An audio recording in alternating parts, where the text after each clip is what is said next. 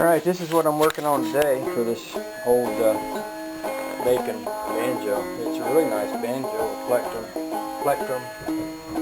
4-string, bacon Belmont. A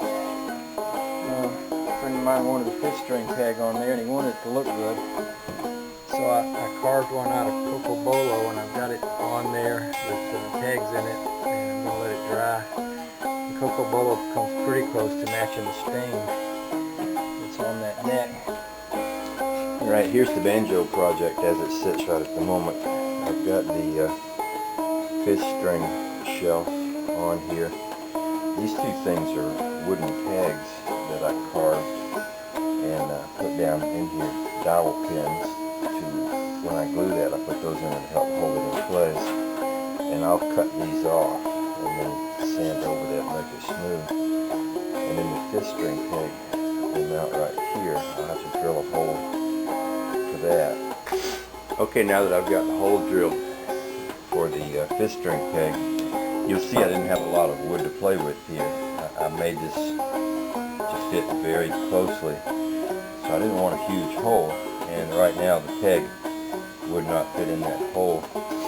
What I use is a reamer to make my 5th-string peg hole with. You just stick this in there and turn it, and it makes a hole that is smaller on one end and larger on the other, which is the same thing with the peg there. And you also see that the peg is grooved, so you want the hole to be a little smaller, and you kind of drive this down in there. That's what keeps this thing from turning.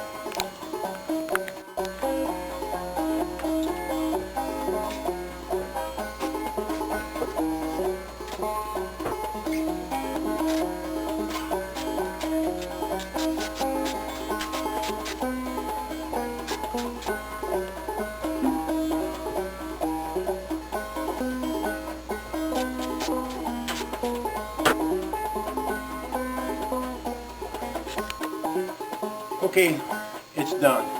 This is the sweet banjo. It's a bacon Belmont plectrum 4-string, which I just converted to a 5-string.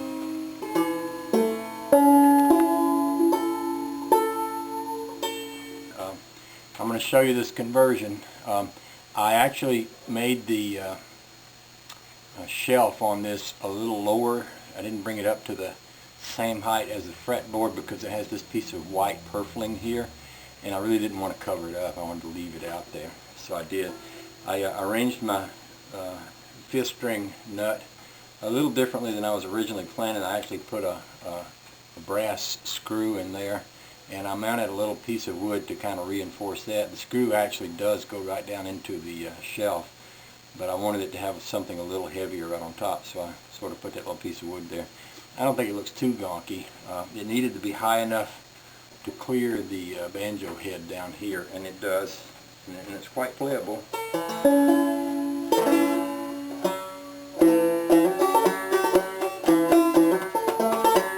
That plays really good.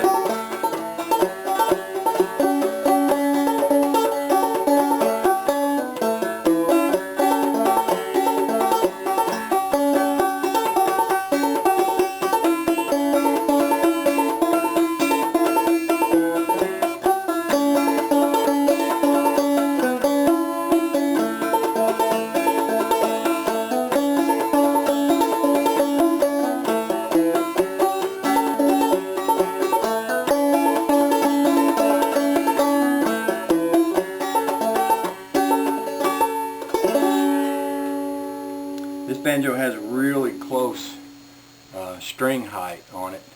You could actually, if you wanted a higher string height, put a little bigger bridge because it's only got a 1/2-inch bridge, and a lot of times people will go with a 5/8 to get them up a little higher. But it really just depends on what you like. For me, I really like them close, although I play some that are also a lot higher.